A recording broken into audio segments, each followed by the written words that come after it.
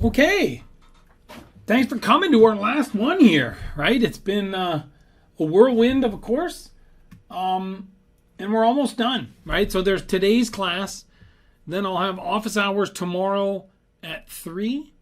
I will have office hours Monday at 4, and then you'll have your exam on Tuesday. I have set the exam to begin at 5:30 p.m. because there's that extra long answer problem. So 10 multiple choice problems, 3 long answer problems. Because there's that extra long answer problem, I figured that starting early was a good idea so that we're not going to bed in the wee hours. If you have a conflict with these times, please let me know. So just to give you an idea of what the exam's going to look like, right? So there'll be 3 long answer problems.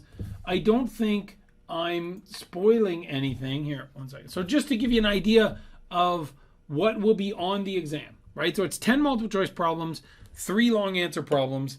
I don't think it will be a surprise to anyone that the long answer problems will all be cycle analysis problems, right? So problem 1, could be any of this, right? There's 5 cycles, maybe 6 that we know, right? And then the multiple choice questions, they'll be grouped together, right? So you might see, say, a diagram of a cycle and a partially filled state table. And questions 1, 2, and 3 are all about that problem. Let's say it's a Rankine cycle problem, right? So maybe you get asked, what's the real exit of a turbine if you're given the isentropic efficiency? Or maybe you get enough information to find the diverted mass flow if it's a regeneration problem. But the thing is with the multiple choice problems is that even though they will be asked about the same given information potentially, the answer to, say, problem 1 will never be required for the answer to problem 2.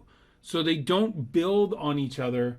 So they're, even if you get problem 1 incorrect, that doesn't mean that you necessarily get problem 2 incorrect. This is also true in the long answer problems because I'm looking at your method as well. So if your answer to part B is incorrect, then when you do part C, I just approach part C as if your answer to part B was correct. So you may see groupings of questions like that on the multiple choice, but you could see other, sort of standalone type questions, something like a Carnot engine question where you're given temperatures or something similar to what you've seen throughout the course. But it is true that all of the cycles will be tested on the exam. So you don't have to start trying to, play the probabilities of, which one, maybe this one won't be on, maybe this one, they will all be on it. Although obviously the ones that are long answer problems will be weighted more. So the takeaway here is, remember, there's 10 multiple choice, 3 long answer problems. They will be accessed the same way that the midterm things were, gated in the same way. And, so the multiple choice will be available through quizzes, and problem 1, 2, and 3 will be available through the homework assignments. The 1, 2, and 3 will all be cycle analysis problems, and the other cycles will be covered in the multiple choice. The other piece here is that we'll go Tuesday, August 9th, and we'll start at 5:30, at least nominally.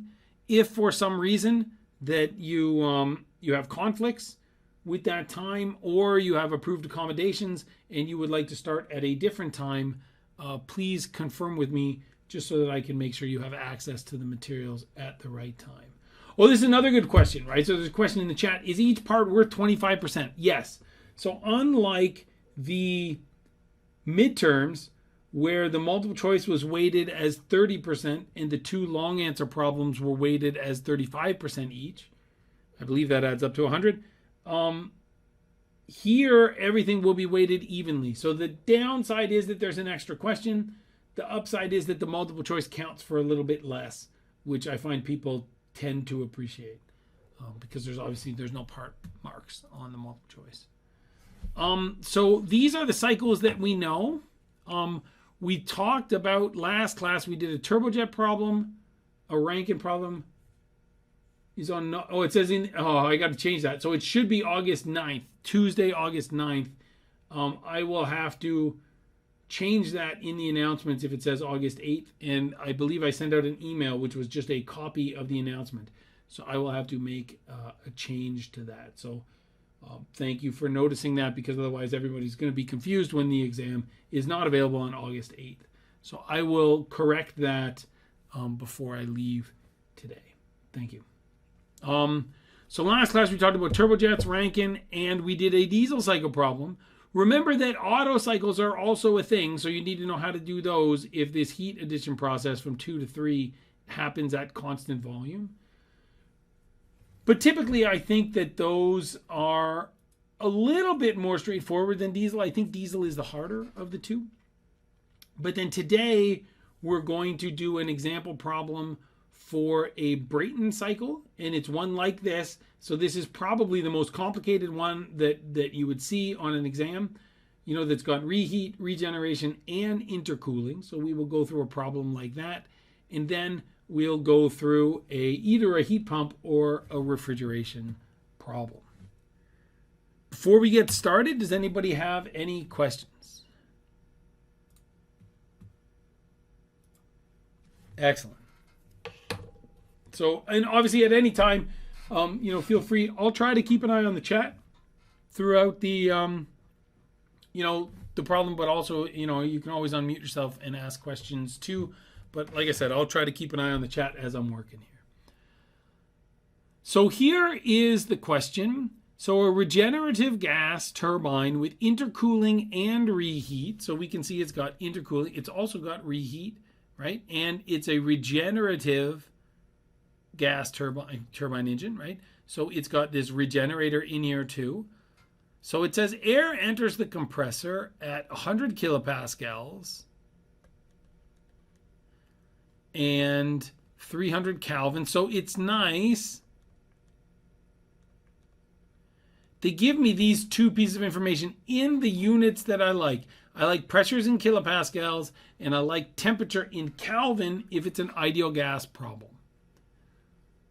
With a mass flow rate of 5.807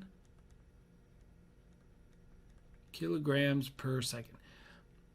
This to me looks like they want a nice even answer at the end. Or maybe they just directly converted from some imperial problem, because that's a very specific mass flow rate. The pressure ratios across the two-stage turbine, the pressure ratio across the two-stage compressor is 10. The pressure across the two-stage turbine, so these are both, across the two-stage compressor is 10. So to me, that means that P4 over P1 is equal to 10. So we increase the pressure by a factor of 10 as we go through both compressors. And also that as we drop pressure through here, so if we talk about P9 at the end of the turbine 2 divided by P6, this would be the pressure's going down here, so 1 over 10. The pressure ratio across the turbine is also 10. I'm going to assume that these are equal, that it doesn't specifically say this, at least not yet in the thing, but I'm going to assume here that P2 over P1 is equal to, so that's the pressure increase across the first compressor. I'm going to assume that's equal to the increase across the second compressor, so P4 over P3. If that's the case, right, then this is going to be root 10, right, because I got to take these two things and multiply them together, right? And the same with this would mean that P7 over P6 is equal to P9 over P8, which is equal to 1 over root 10. So I think what this means is that P2, P3, P7, and P8 are all the same.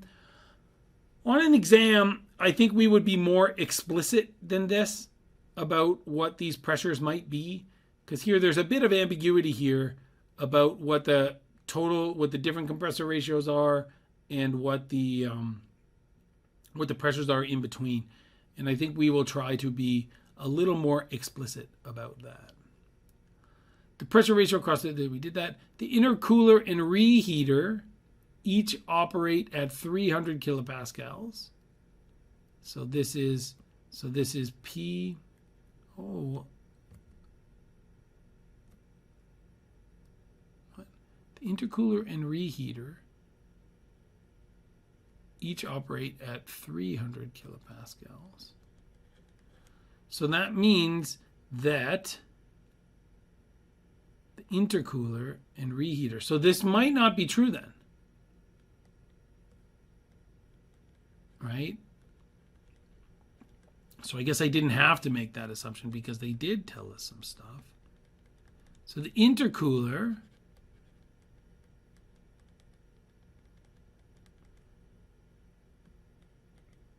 right? So the intercooler runs from P2 to P3. And they're saying that's 300 kilopascals. And that's the same as the reheat. So that's equal to P7 and P8.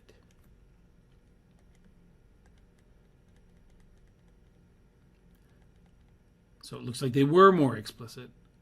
I was just thinking of a textbook problem where it was not. So that's good. In the inlets to the turbine stages, the temperature is 100 or 1400 kPa. So T6 is equal to T8, which is equal to 1400 kilopascals, or 1400 Kelvin. The temperature at the inlet to the second compressor is 300 Kelvin. The isentropic efficiency of each compressor and each turbine, so of all the compressors, is equal to the isentropic efficiency of all the turbines is equal to 0.8. And the regenerator efficiency is also 0.8. So we're asked to find the thermal efficiency, the net power developed, so this is and then the backwork ratio. I will also draw a TS diagram because that's something that you might be asked to do on the exam. So we'll start with a TS diagram. So how many pressures do I draw? There's 2 compressors with no diffusers, 2 turbines with no nozzles. So I have to take the max, right? So this is number of turbines is 2, number of compressors is 2. I don't have to take them. And this is nice because they told me the intercooler and the reheat combustor are the same pressure, right? I take that and I add 1. So there are 3 pressures in this problem. There's pressure 1, which is the low pressure. So that we know is this 100 kilopascals. Pressure 2, which they told us is this intermediate pressure, that's going to be 300 kilopascals. And the high pressure, which they told us was 100 kilopascals times 10, right? So that's 1,000 kilopascals. So now I start marching through my states here, and I come in at state 1 to a compressor. If this was an ideal compressor, then I'd go up to state 2S, but it's a real compressor, so I go up and to the right. And then I cool down. That's state 2.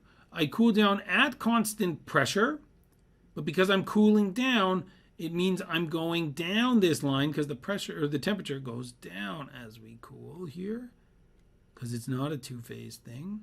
This is to 3. And then from 3 to 4, I go through a compressor. So it could be an ideal compressor up. We'll pretend that's a vertical line to 3S. And then the real compressor will go up here to state 3. Oh, this should be 4S and 4.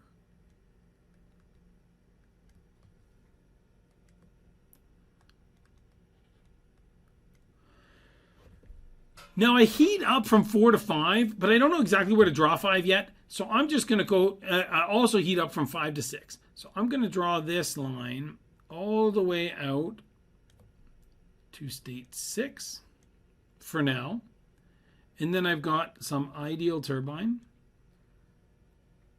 and a real turbine. So that's 7S and 7. But now I heat up to the same temperature as 6. Right? So this is T8. Right? And then I'm going to go straight down to state 9 or down into the right, or that's 9S, and this is 9. And then here, I'm going to cool off the exhaust down here to state 10. Now, what I want, right, is I remember that when I come out of the turbine at state 9, that temperature's got to be higher than state 5. So that's okay. I'm going to just draw state 5 somewhere in between, right? And if this is, we'll pretend that's a flat line over there to state. That's T9. If I wanted to keep track of what's going on where, there's power going in here, power going in there, power coming out, and power coming up. So that's my 2 compressors and my 2 turbines. I'm losing heat here. I don't like to add heat when I'm doing this part, the regenerator, because I kind of get that for free. So I don't want to put that on there and then think that I have to use something from that state 4 to 5, that process, in my thermal efficiency. So I'm just going to say this is Q dot in, and then this is the reheat, Q dot reheater. And then again, I lose some heat in the regenerator here, but all that heat goes over there. So that's my TS diagram. Does anybody have questions about that? I think in some ways this might be the most difficult of the TS diagrams that we need to draw.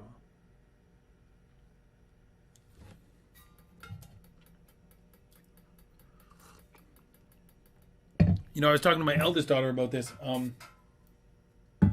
I hate the taste. Well, hate's a strong word. I strongly dislike the taste of like black licorice, but this tea is like Egyptian mint, so it's like black licorice and mint, and it's so good. I like tea. So this is my part. I guess this is like part 0 because it wasn't actually asked on the problem here, but I think it's important that you know how to do these things. I'm also going to do this in a bit of a different, well, whatever. We'll do thermal efficiency first. Although once you have the equation for thermal efficiency, the numerator is the net power, right? So thermal efficiency. This is, remember, we got our 3 questions, right? So our first question is, how do I characterize the cycle? This is a heat engine. We're burning natural gas, probably, to get mechanical power. So the energy benefit is W dot net, and the energy cost is Q dot in. Right? So W dot net is going to be the sum of all the turbine power, which is positive, plus the sum of all the compressor power, which is negative, divided by the sum of all the places where we're burning something to add heat, right? So that's what's different about this heat from 4 to 5, is this is heat that, I don't like saying I got it for free, although I may have said that earlier already. It's that I'm reclaiming something that I already paid for, right? So this is the heat coming in from the combustor and from the reheat combustor. So now I want to do the first law on all of these components. Plus the sum m dot in. This is a metric problem. Although because it doesn't have kinetic or potential energies in it, it doesn't really matter because the GC term, we're going to cancel all those out. But you got to remember that if it is an imperial problem, particularly if it's an imperial turbojet problem, or some other problem that has kinetic or potential energy involved, then you got to get that GC in there just to get the right quantity. if you're using pounds mass instead of slugs. So for all of these components, they're all steady state. They're all one inlet, one outlet, with the exception of the regenerator. So this is all, I guess, all except the regenerator, which we will do separately. Just like in the Rankine cycle, expect to have to do a first law analysis on this regenerator eventually, right? But these are all one inlet, one outlet. We're going to neglect changes in kinetic energy and changes in potential energy. So those terms go away. For compressors and turbines, we're going to say that they're adiabatic. And if I'm dealing with the boiler, well, I guess it's not a boiler, right? Because there's nothing to boil. This is the combustor or the reheat. We're going to say that those are passive, so we'll get rid of the work term. What this means is that if I'm solving for W dot, I'm going to get an equation that hopefully we're starting to know and love, m dot times h in minus h out. And if I'm solving for Q dot, I'm going to get an equation that's m dot times h out minus h in. Now, for the ideal gas problems we've done in review so far, we've talked about constant specific heat. Because we should have a little bit of time today, I'm going to do this as a variable specific heat problem. So I'm going to keep these delta H's as delta H. It might be a little bit trickier when I talk about how to fix the states. Because remember, now I'm going to need, so if this was constant specific heat, the only things I really need are temperature and pressure. But when it's variable specific heat, I'm going to need to know the temperature, the pressure, H. Because these are a series of open systems, I'm going to need to know PR.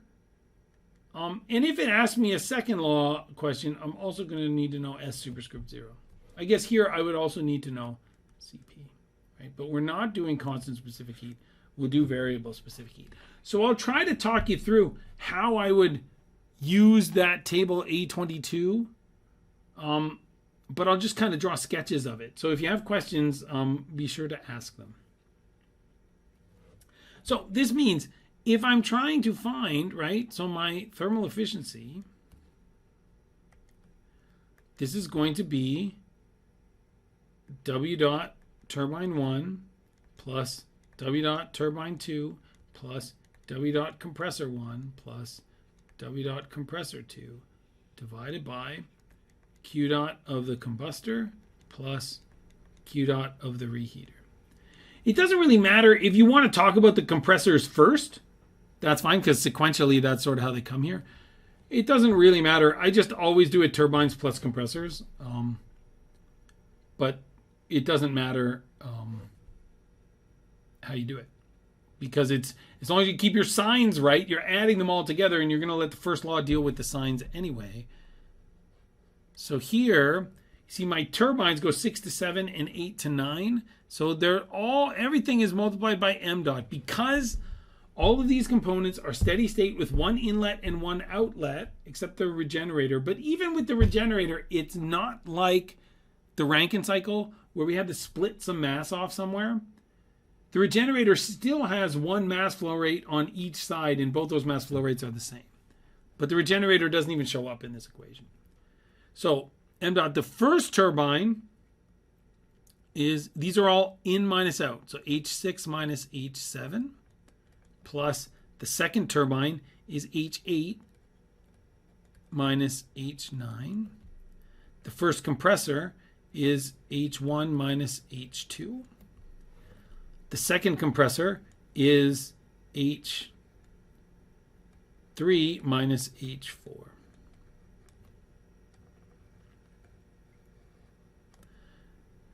Now, the heat transfer rates, again, we're going to multiply everything by the mass flow rate. Where we add heat, the first place is in the combustor, so that goes from 5 to 6. But now it's H out minus H in, so this is H6 minus H5. plus the reheater. And again, it's kind of funny because it's called reheat, which means heat again, but sometimes I forget to put the second heat transfer term in here. So this should be H8, which is the outlet of the second combustor, minus H7. So this is my symbolic solution for A. These get canceled out. But if I look here, instead of writing it all again, the numerator is my symbolic solution for B, right? Because it was just asking, oh, what's the net power? Well, the net power is the numerator of your thermal efficiency. Often in an exam, we would ask you about net power first, and then thermal efficiency second. And then part C asks me for my back work ratio. I believe that's what part C was.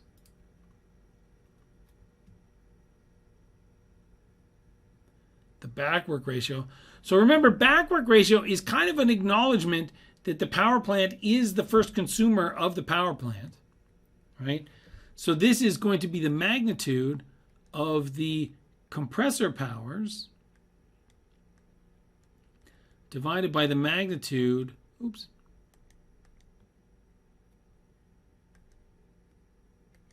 of the turbine powers.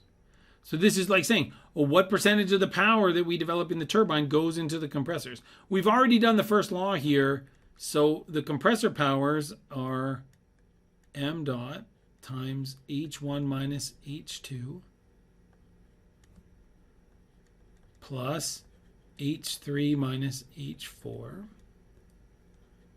Now remember, this is going to be negative, right? Both of these terms actually are negative. M dot, the turbines are going to be H6 minus H7 plus H8 minus H9. Both of those terms are going to be positive. So I could put a negative term up here, but I'm just going to say, hey, remember, these are absolute values. If you get a back work ratio that's negative, probably just means you have to multiply by -1. So this is great because we have symbolic solutions for all the parts that the question asked about us. It's not so great, though, because I don't know any of these specific enthalpies yet. So, let's say, too, let's add another part to this. What is T10? So what's the exhaust temperature, right? Because that's, if you're watching the environmental regulations, there probably is some temperature that's the maximum temperature that you can exhaust out of a heat engine like this. Because otherwise, it might disturb, birds or other animal populations that are around your power plant. So you want to keep that within whatever regulations are available. The way that I'm eventually going, we'll see, and we'll get to how do we get T10 as we start fixing states, right? So now we start. You know what I should do, actually?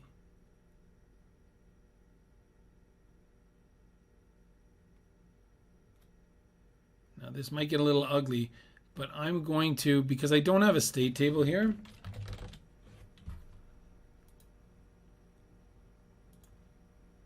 I'm going to, so I tried to put the given information in my drawing. So I'm going to keep that on all of these pages here.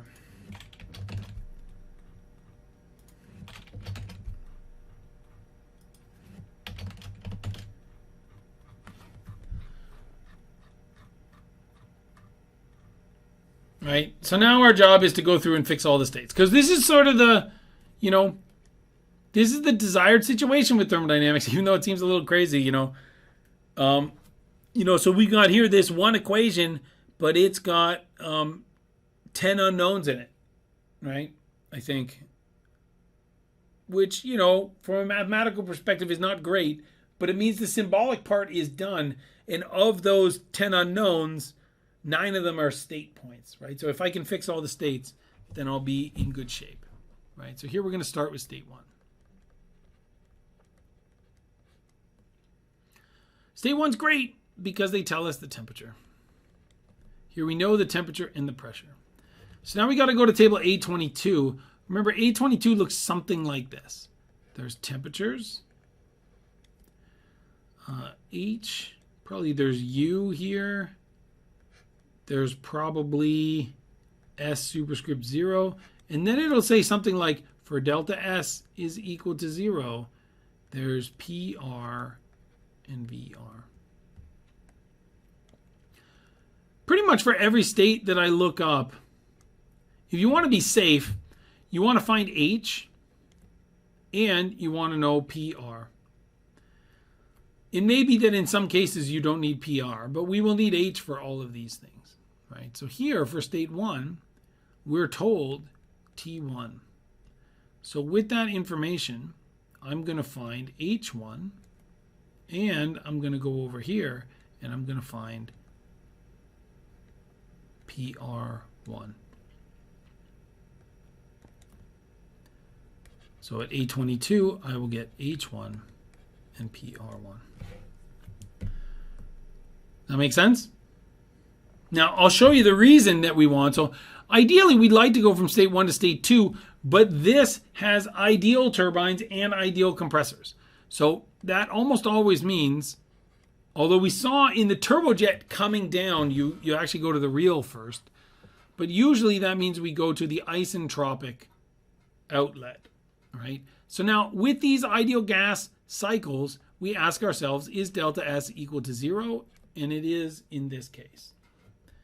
So that means that PR2 over PR1 is equal to P2 over P1. Right? So in this case, we're going to, the thing we want to find is PR2. Because if I can find even one thing on this table, right, then that means I can know everything. So here I'm going to say PR2 is equal to PR1 times P2 over P1. They told me in kind of a sneaky way that P2 is equal to 300, right? So this is going to be equal to 300 divided by 100, so this is 3 PR1. Now once I know this, I go to A22 and I'm going to find H. That gives me, this is H2S. So this is, I guess, really PR2S. So that's good. Now I know H2S, right? But H2S wasn't even in any of the equations that I, got in my symbolic solution. So it's not that it's not useful to us. It's just not the end point for our particular pieces of information, right? So now I got to get state 2. So here I'm going to use my compressor efficiency. Compressor power is a cost to the system. So the ideal version has more power or less power than the real version. So this is going to be m dot. We already found that all the w dots when we look for is m dot times h in minus h out. So this is going to be m dot times the first compressor is h1 minus h2s. And the real is m dot h1 minus h2. The only thing that I don't know in this equation is H2 because they told me the compressor efficiency and I found H2S already. If you went right to state 2 and wrote down this equation, then you'd say, well, I don't know H2S yet, so that means I got to find the isentropic outlet. Now this is very similar, this next part, because next we have state 3. And it says that T3 is equal to T1. And because this is the same, here, all I needed was the temperature to fix the state. That also means that H3 is equal to H1 and that PR3 is equal to PR1. So state 3, I'm always looking for, if you ever get stuck when you're fixing these states, look for the next one where they give you the temperature. Because usually if they give you the temperature, especially if it's an ideal gas problem, then you're pretty good at knowing what's going on. So here we're going to do the same thing here. This is the A22. We're going to use A22 just like we did on this red line. It's just we'll have T3, which is actually the same thing as T1. Right?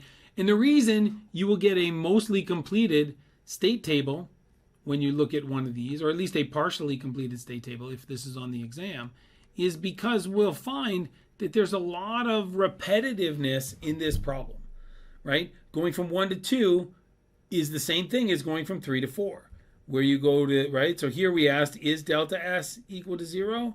Why, yes, it is, right? So this means that PR4S over PR3 is equal to P4 over P3. Now this part's a little different because this was 3, but here P4 is 1,000 and kilopascals, and P3 was 300 kilopascals, right? So here now PR4S is equal to, what is 3.33 or whatever, times PR3. But we're going to use A22 in the same way as this blue line. So now we're going to go to A22. And from here, when we know PR2S, or PR3, sorry, when we know PR4S, we take PR4S and we're going to find H4S. And then to go from state 4S to state 4, again, we're going to use the compressor efficiency, which is ideal power over real power, right? Which is m dot. Now we're going from 3 to 4, H1 minus, or H3 minus H4S divided by m dot H3 minus H4. And again, if we did it in this order, right, then the only thing we don't know is H4. This could be done a little bit differently. Here they told us the isentropic efficiency. They could have given us the temperature, the real outlet temperature at 4, and then asked us what the isentropic efficiency was. We would do almost exactly the same thing, right? It's just we would say, oh, we'd still have to find H4S in the same way. And then when we knew H4S, we'd say, oh, maybe I know T4. So then I use that in this equation, and then I can find the compressor efficiency. But in this problem, that's not the way they asked it. So this is not too bad. We're almost halfway through. So now we're going to go from H4 to 5.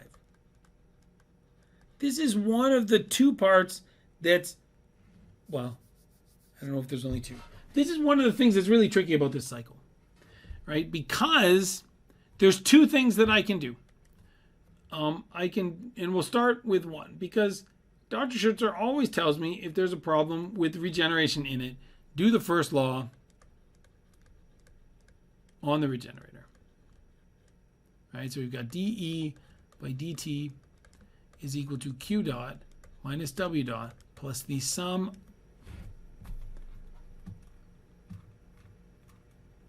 I feel like if I knew why that happened, then maybe I could stop it from happening. I used to think it was because I would wear my wedding ring. So I take my wedding ring off because I thought it was the metal touching it, but it still happens. M dot in, H in plus V in squared over 2 plus GZ in minus the sum of M dot out, H out plus V out squared over 2 plus GZ out. We're going to say that this is at steady state, that it's adiabatic and passive, because they didn't tell us that there was any heat loss from the regenerator, right? And there's no fan blades in there. It's not one inlet, one outlet, but there is no kinetic and potential energy change. So 0 is equal to the sum of m dot in H in minus the sum of m dot out H out. I'll split this by side, although it doesn't really matter because all the mass flow rates are the same. But I can say m dot times 0. Now, on the cold side here, this is H4 minus H5. Plus, on the hot side, m dot times H in is H9 minus H10. I can divide by m dot on both sides of the equation, but 0 over m dot is just 0. Right? And from here, you might think, oh, this is great, right? Except, like, I know H4. You might not think this is great. I don't know H5. I don't know H9. And I don't know H10. So I can't use this one yet. Right? The other thing is look at the given information. And it told us that there's this regeneration efficiency or regenerator efficiency. If you don't remember what this means, it's okay because it tells you on the equation sheet that I made for you. Right? So it is an open book exam and you get to make your own materials. But I would say one of the materials you should have is the equation sheet. Right? So here we're going to say that this is Q dot on the cold side in actuality divided by Q dot on the cold side max. Right? So in actuality, we go from, this is m dot, H out minus H in, so H5 minus H4. But the maximum amount of heat, remember when we drew this, I always regret when I scroll up because it's got to render all the keys, all the strokes, right? So the most going through this regenerator is from 4 to 5. The most it could go is all the way up to the temperature at 9, right? This was, remember I told you the stupid thing when we left the pizza in the oven all night and the pizza could only get to the temperature of the oven? This is the same thing, right? The regenerator could only at a maximum get up to the same temperature as the exit from this first turbine because that's like the oven temperature, right? But it doesn't quite get there. It gets 80% of the way, right? So the maximum would be if the outlet from 5 was equal to the outlet from 9. So this would be H9 minus H4.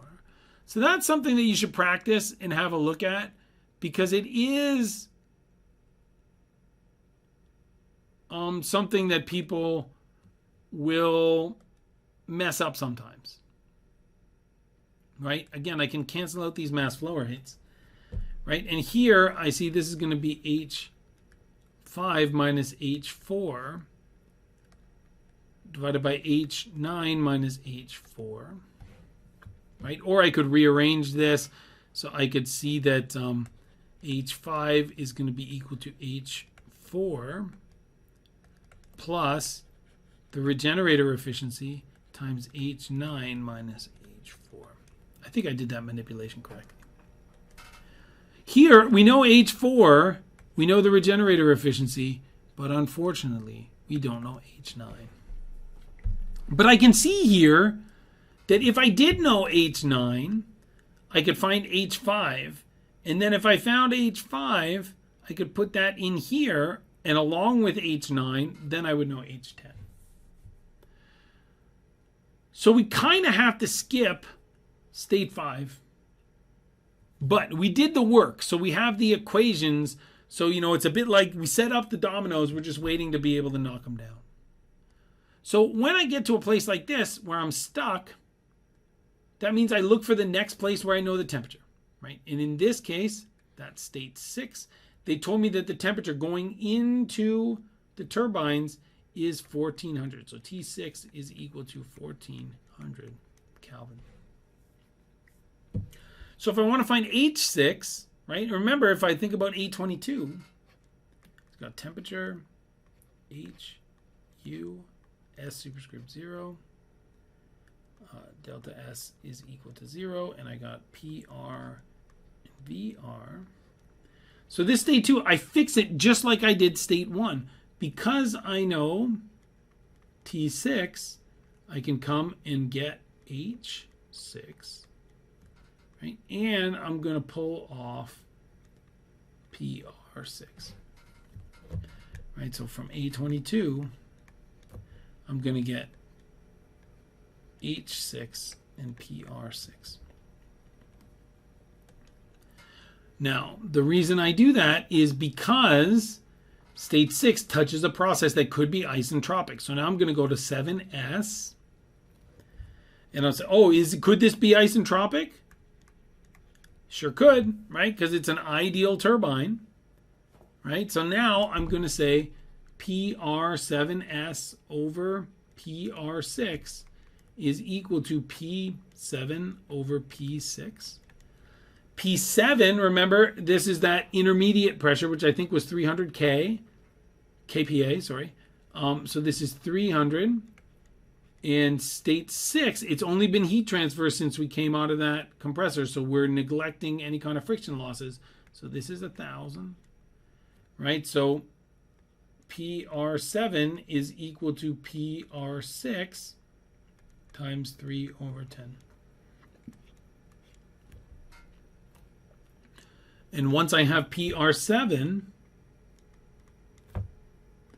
then I'm going to come back here. This is, sorry, PR7s, and I will get H7s. Does that part make sense? Sometimes these isentropic relationships, right? But again, with all of these cycles where air is the working fluid or any kind of natural gas or ideal gas, it's really important to know where the isentropic processes are, or at least where they could be. So we're getting close to the end here, right? So we got 1, 2, 3, 4. We don't have 5. We do have 6. Now we have 7. Or not, I guess we don't have 7 yet. So here to get 7, we know that we have the turbine efficiency, which we know that the real turbine, because it's a benefit, produces less power than the ideal turbine. So this is going to be m dot times H in, which is H6 minus H7, divided by m dot times H6 minus H7s. The mass flow rates cancel. In this case, I know my isentropic efficiency. I know H6. I found H7s. So this lets me find H7.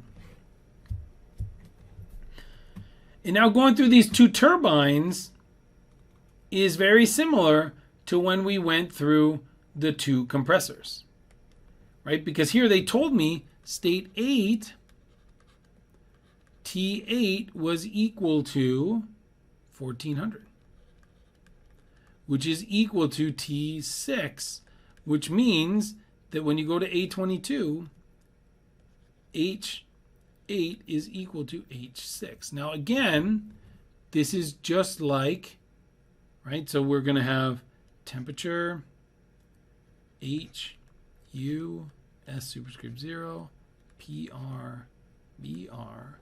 I think that's all that's on it.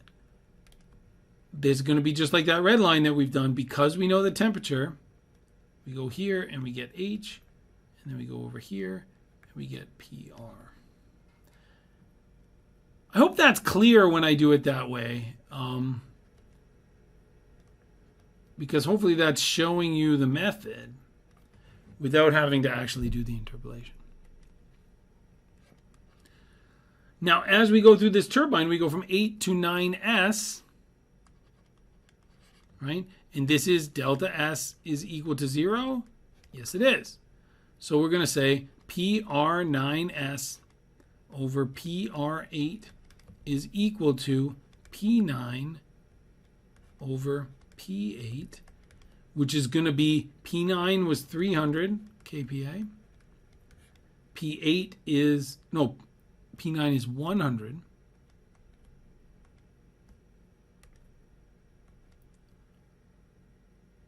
But P8 is 300. right? So this means that PR9S is equal to 1/3 of PR8, right? So once I know PR9S, then I can interpolate back here and I can get H9S.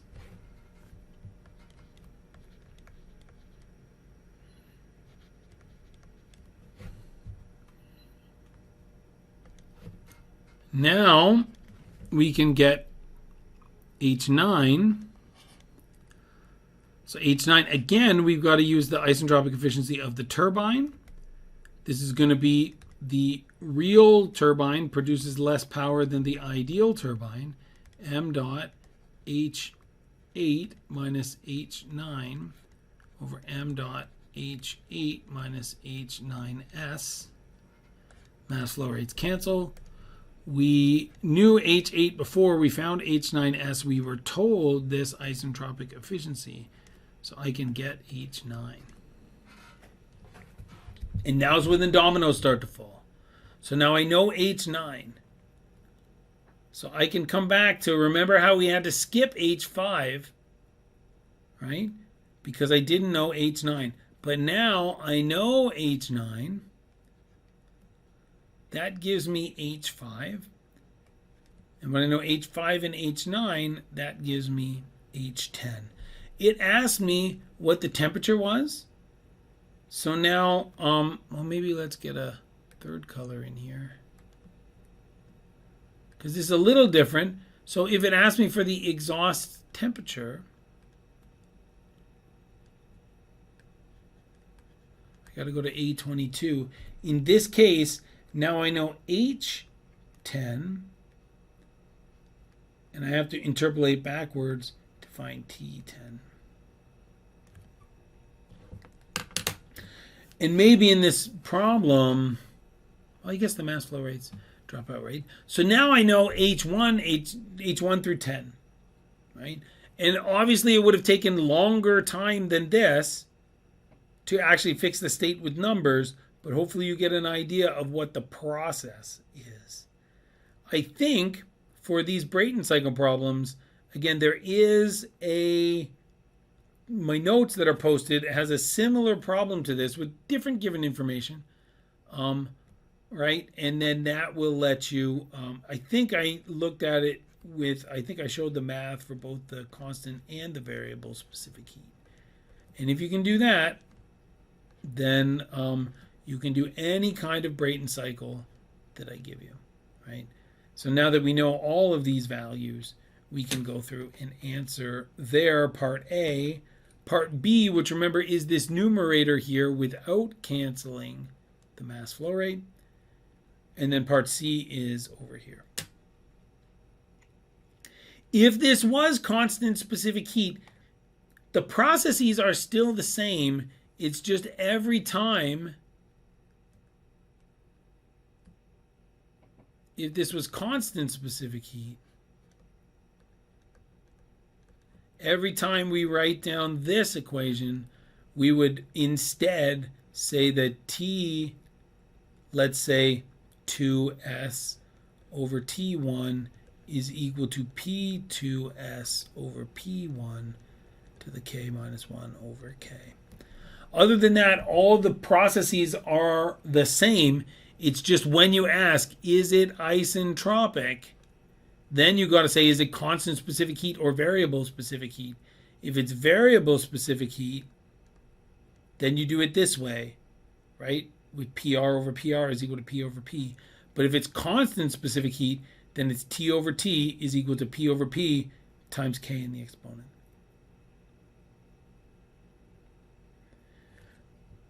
Again, you wouldn't have to find all of these, whatever it is, ends up being, I think, 14 states.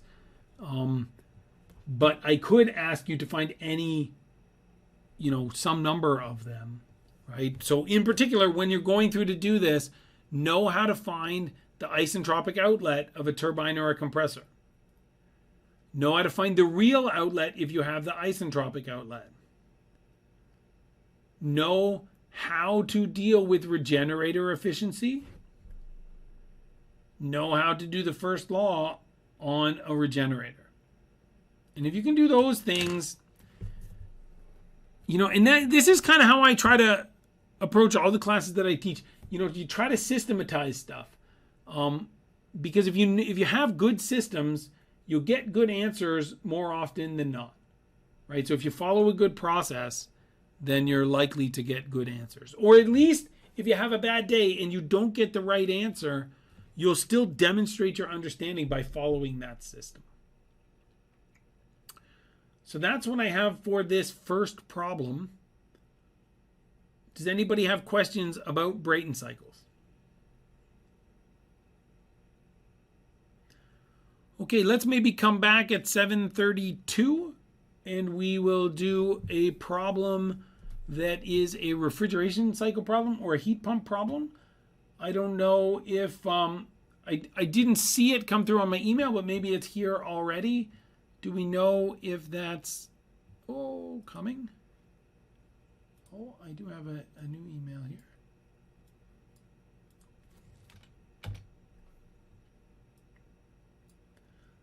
So if you were the person who volunteered to bring in this problem, I would appreciate it if you could send it to me maybe while we're having break, and then I will go through how to do it in the next hour or so. All right. Thanks, everybody. I will see you at 7:32. Mass producer of tea. And that's a good tea, too. It's kind of like an Earl Grey, but it's a little bit... it has a bit more of a citrus taste to it. So I like that, too. Sorry. Maybe you opened up... right?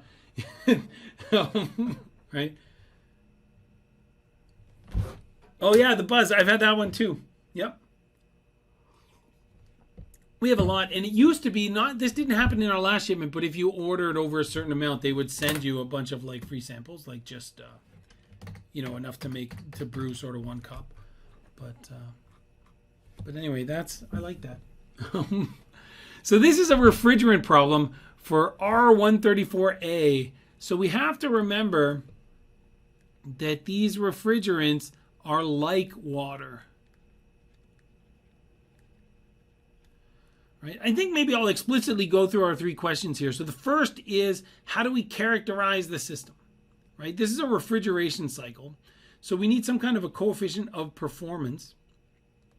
In this case, we use the Greek letter beta. I remember because it looks kind of like an R, right? Which is what refrigeration starts with. But it's still energy benefit divided by energy cost, right? But in this case, the energy benefit is the heat transfer on the cold side. So the heat we're removing from the place that's cold, whether that's inside your house or maybe in the air that's inside your refrigerator. And the energy cost is our net power. But as we'll see, it's just the compressor power because the valve doesn't have any power consumption. Right? So how do we characterize the system? The next thing, is it a series of open systems or closed? In this case, they're open. They don't draw a schematic, which you could have to do on an exam.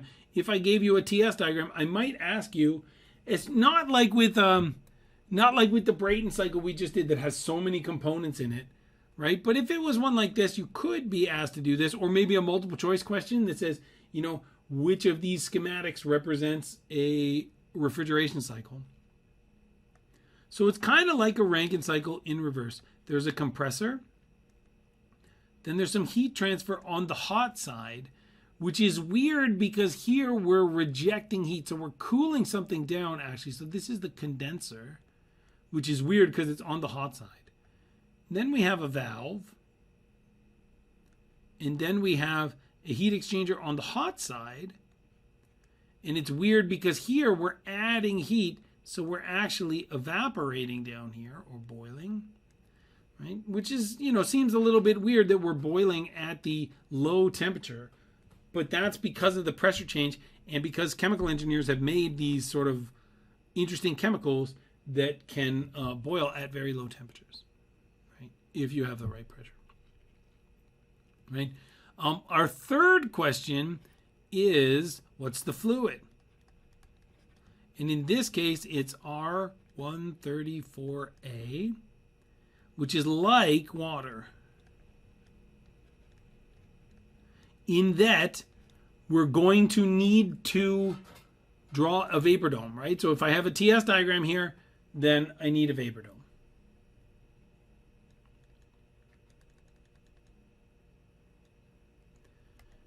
So here it tells us that enters the compressor of a refrigerator as a superheated vapor. So this we know is a superheated vapor. 0.14 megapascals in 10 degrees Celsius. At the rate, so m dot is equal to, where are we? I lost it. 0.05 kilograms per second.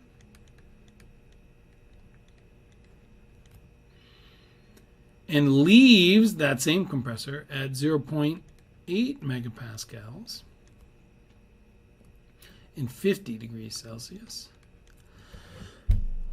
The refrigerant is cooled in the condenser to 26 degrees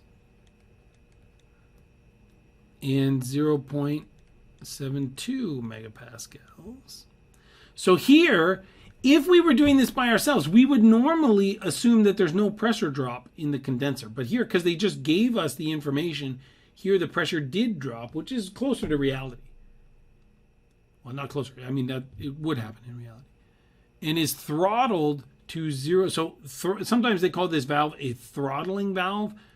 It's going to drop the pressure to 0.15 megapascals. Let's make sure that that's a 0 and not a 6.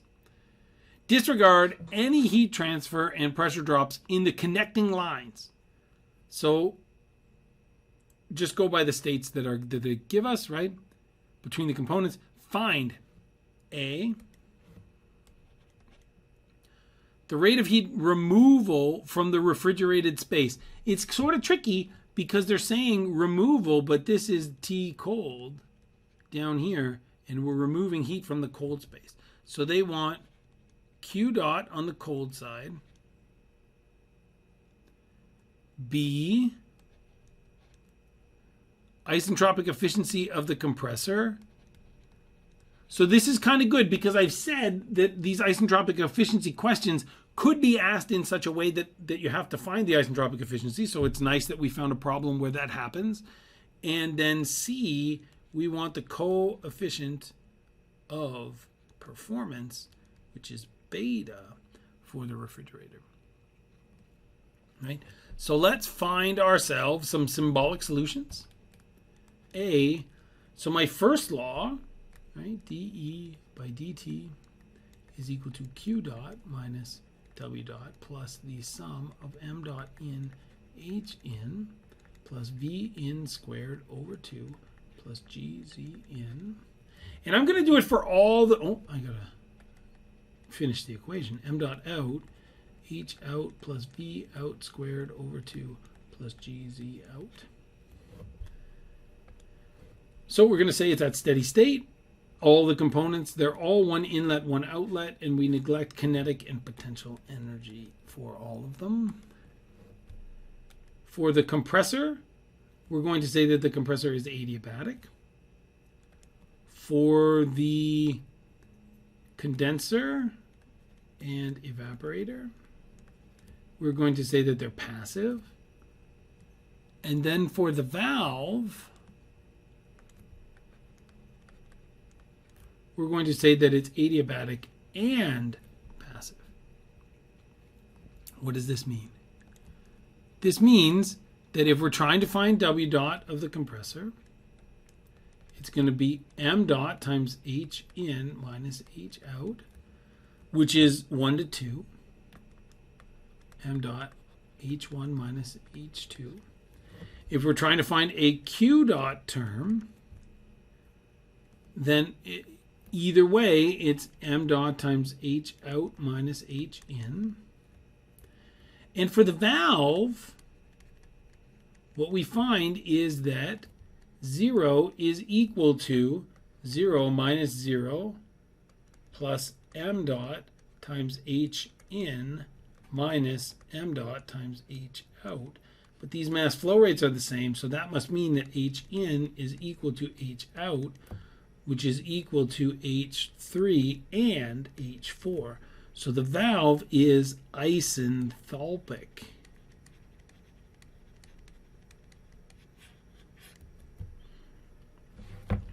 Right, so part A asks us for Q dot on the cold side. So we know Q dot, cold, is equal to m dot times h out minus h in. So h out is state 1, h1 minus h4.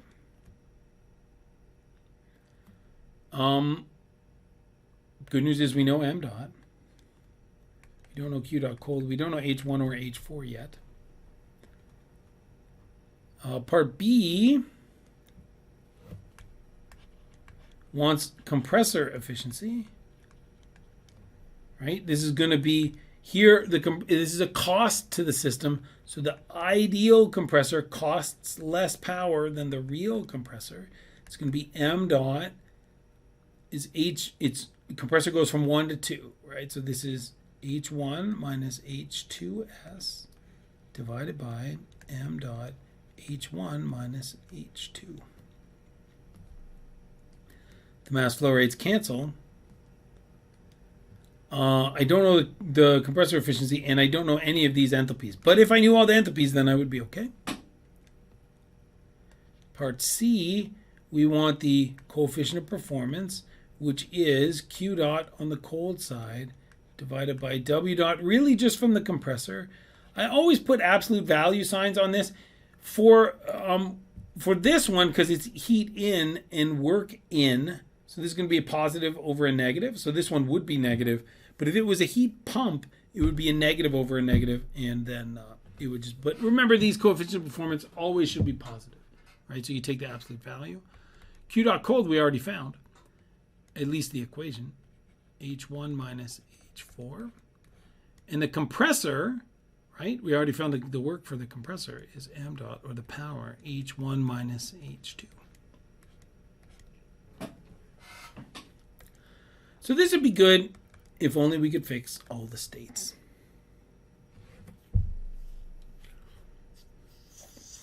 So first I'll go through how I would do it using the tables, and then I'll see if I can find a diagram. The reason I picked this out of a bunch of problems was that it's R134A, so I might be able to solve this graphically after as well, or at least demonstrate how to do it. Here, let's...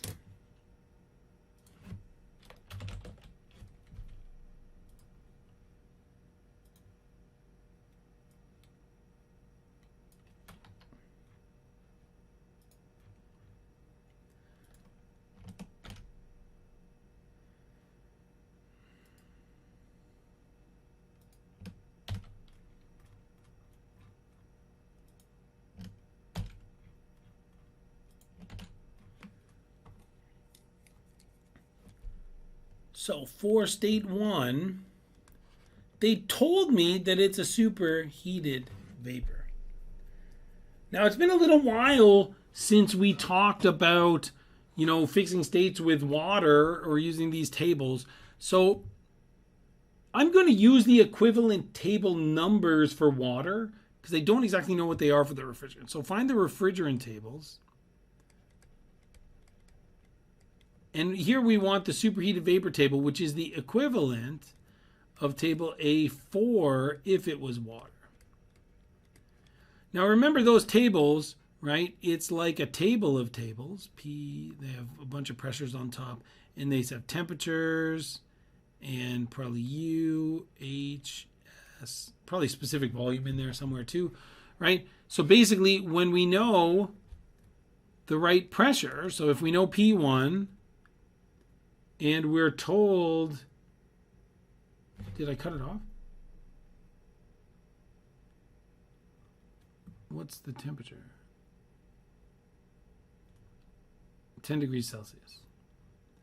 So here, if this was 10, then here I would just go and find U, and I would find S.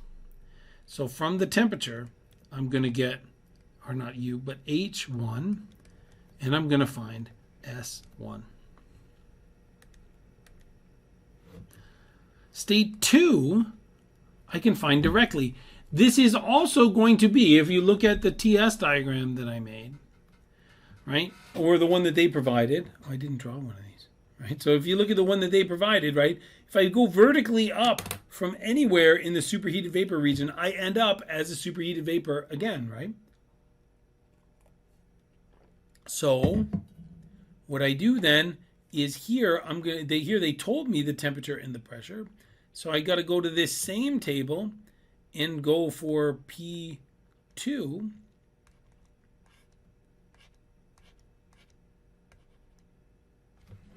And find, so once I know T2, then I can come over here and find H2. But in order to get my isentropic efficiency for the turbine, I also need state 2S. 2S is a little trickier, so P2S is also going to be equal to P2, right? So here I know that because this is isentropic, delta S is equal to 0, which means S1 is equal to S2. So now I go to this same table, right? And this is S over here. And I'm going to find some place where S2S equals S1. And then I can come over here and find the S2S. So here now I know S2S, interpolate at P2S, which is equal to P2, and find H2. I don't really need the, what's it called? I don't need to know what the temperature is here, unless it specifically asks me what the temperature is. Because that's why I like to do the symbolic solutions first. Because once I know what the symbolic solutions are, then I don't need to mess around interpolating for V and U and whatever else is on the table. I just pick off the numbers that I think I need. State 3, P3 is equal to P2, which is also equal to P2S. But now I got a question to ask, right? So if I was drawing my TS diagram, first thing I would do is put a vapor dome. And I know that I only have one turbine or one compressor, right? No turbines. So I need two pressures. It told me I started at a specific or a superheated vapor, right? Straight up here is 2S.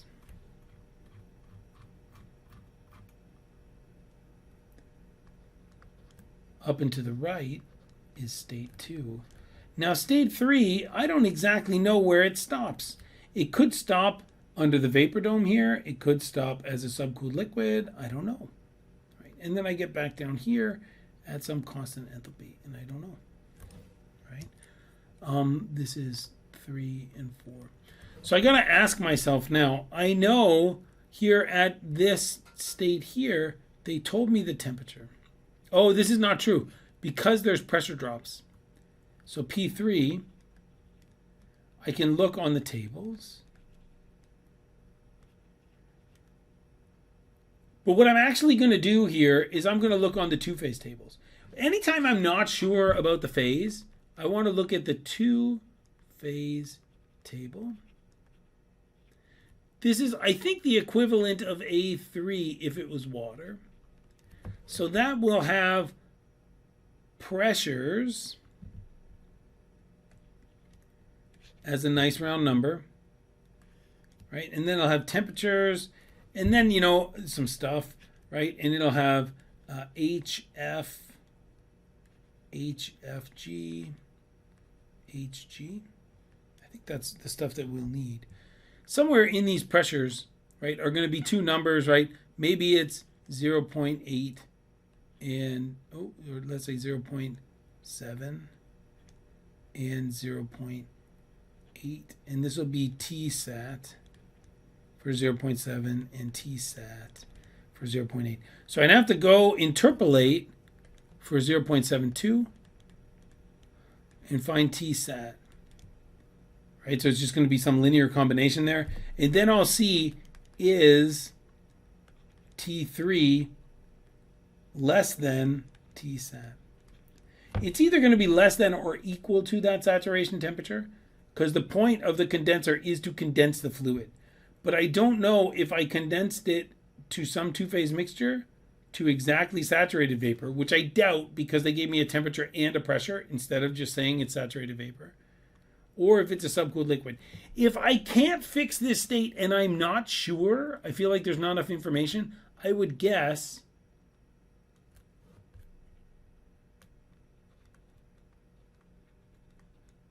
X3 equal to 0. If I didn't have enough information, or I felt like I didn't have enough information. That won't be terrible. My guess, based on the picture that they gave us, right, because here they show state 3 in the subcooled liquid region. So my guess is that this is true. T3 is less than Tsat. So then I've got to go to the equivalent of A2 for water, right? And then it's going to have temperatures as a nice round, right? And then pressures. And right, because if it's a subcooled liquid, right, then H3 is approximately equal to HF at T3.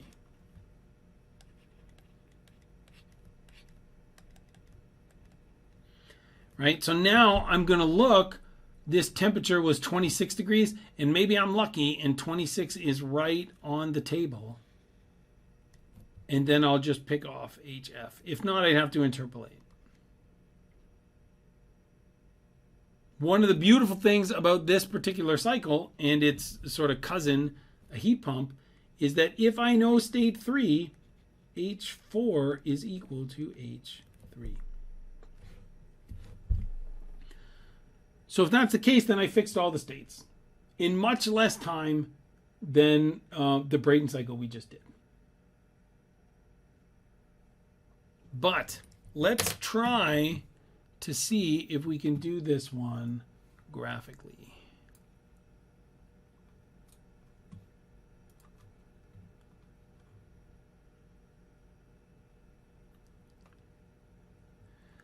I think it's in this one. Because you could be given the option to do it graphically as well. And if you're given that option, I think it would end up being a little bit faster.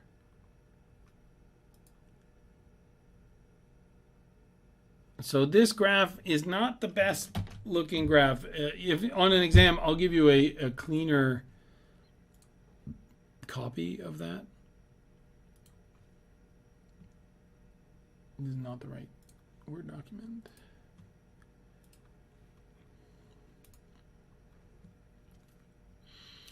Let's do this.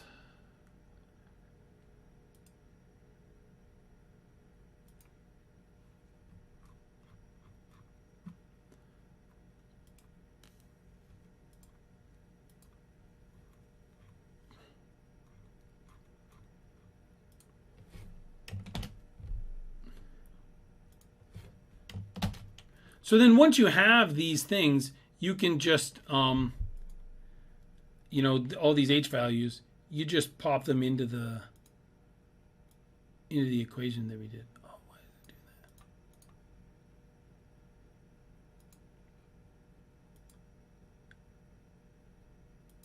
that? I hope also that it won't yell at me for drawing on top of this diagram. So if I was trying to do this graphically, here is how I would try to do it. So state 1 was 0.14 megapascals. So that's, right? So megapascals, and if you don't know the conversion, right, look on the test, right? So this is megapascals to bar. So if I multiply my number by 10, then I will have the pressure in bar. Let's see if I can. I don't know if there's a good place to put this. So I might have to move it a couple of times. So if it's 0.14 megapascals, then it's 1.4 bar. Here's 1. There's 2. 1.4 won't be halfway there. Oh man, this is going to be, well, let's see if I can try to draw a straight line here. So let's pretend that this is 1.4 bar. Now I realize my line's not straight, but it's better than if I did it freehanded. Oh. Anyway. Oh, you know what? I can do it this way, though.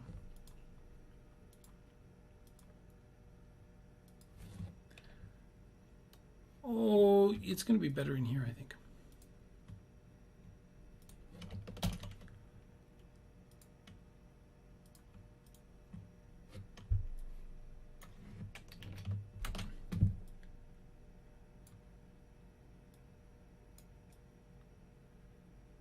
And if I get this.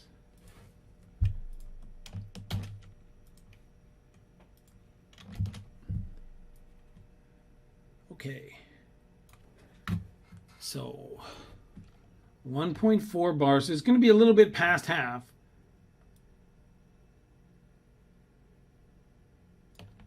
Let's thicken that line up a little bit.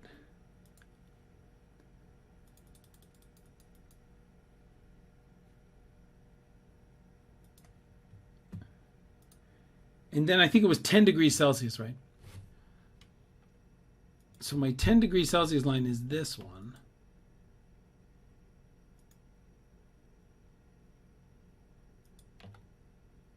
So it's going to come down and intersect over there. If I make this line, I don't know, orange.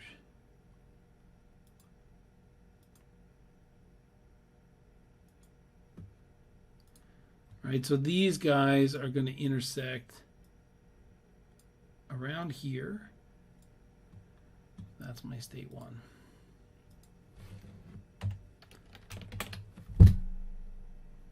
What did I do?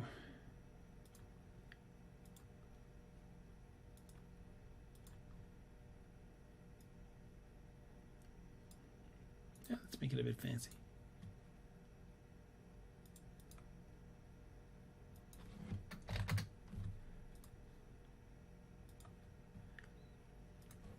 Okay, that's good. One state, right? The next one is 0.8 megapascals, right? Which is the same as 8 bar. So my high pressure is up here.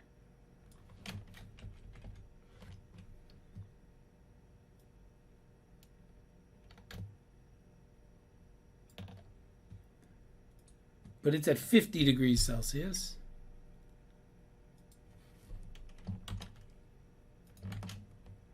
This one we'll see. Oops, I might not be able to just, because the shape's changed. There's 40, 50 is up here.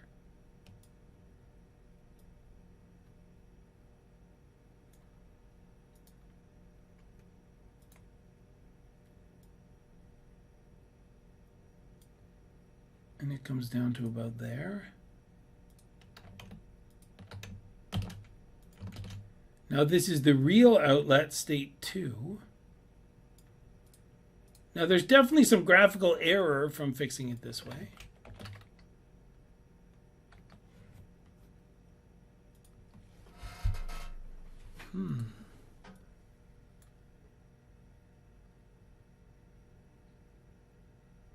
Well, that's weird. Did I get that right? This looks like the entropy decreases, which I'm not a fan of, nor is the universe. 0.8 megapascal is 8 bar. Yep, right up here, right? That's 8 bar and 0.8 megapascal.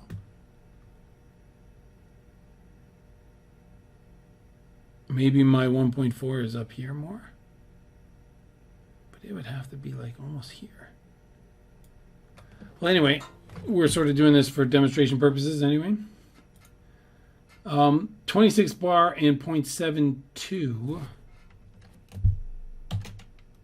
So here we see 0.7 is this next dotted line down here. So 0.72 is just a little bit higher than this. And then it's 26 degrees. So there's 20, there's 25. And the nice thing is in the subcooled liquid region, it's pretty close to straight down. So I'm going to say that's right around there. Right, because there's 20, there's 30, it's about halfway there. So now what we would do is we would take, and then these,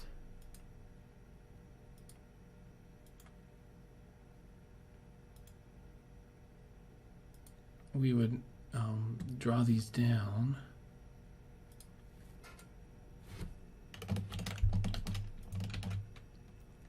This would be state 4 down here. Now, the reason I'm a bit concerned is because, right, so here, this is my constant entropy line from state 1 into state 2. It looks like it should be here, and that breaks the second law of thermodynamics. So I feel like, but it is the right chart, and it's in the right unit system. So I don't know why that happens, because this, as we all know, right, the specific entropy out of 2s has to be lower than the specific entropy out of state 2. So I'm not sure why that happened. Graphically, it could be just that I put this line in the wrong spot. If this is something like up here, but even still, to come all the way over there, I'm not sure what's going on there.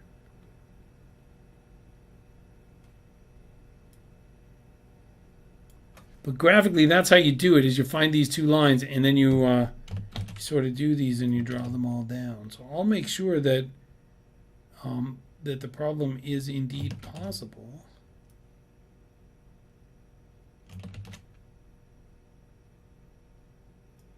And it was 50 degrees. I got the temperature right. It's not 60 degrees there.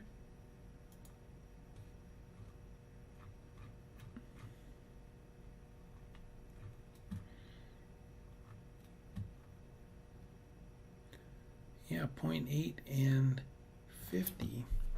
So it won't be vertically above on this diagram, but it should follow that constant entropy line. And the entropy at state 2 should be larger than the entropy at state 2s. So I'm not sure what happened, but hopefully from this you get the gist of how to draw these particular lines. Does that kind of make sense?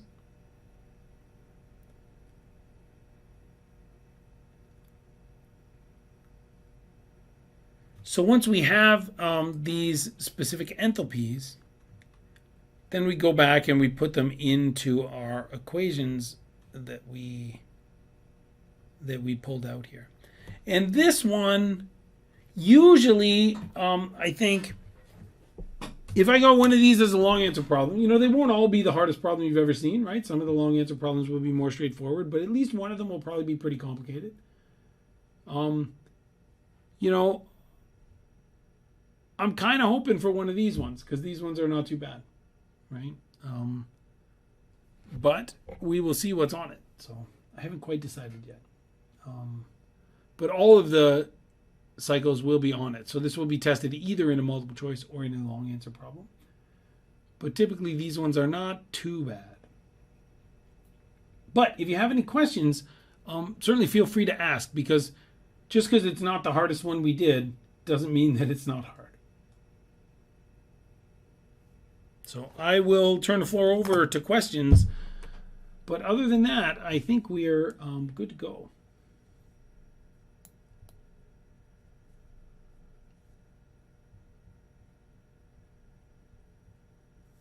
All right, I am not seeing any questions. So I hope that everybody is starting to feel pretty confident as we get closer to the date. Again, I will have office hours tomorrow at 3 and Friday at 4. The exam right now is scheduled for the 9th, starting at 5:30. I'll go fix that in the announcements and send out an email correction. But if you have any questions or any conflicts with that time, please let me know, okay? Wait, office hours tomorrow and Monday, right? Yeah, tomorrow at 3, Monday at 4. All right. Thanks very much, everybody.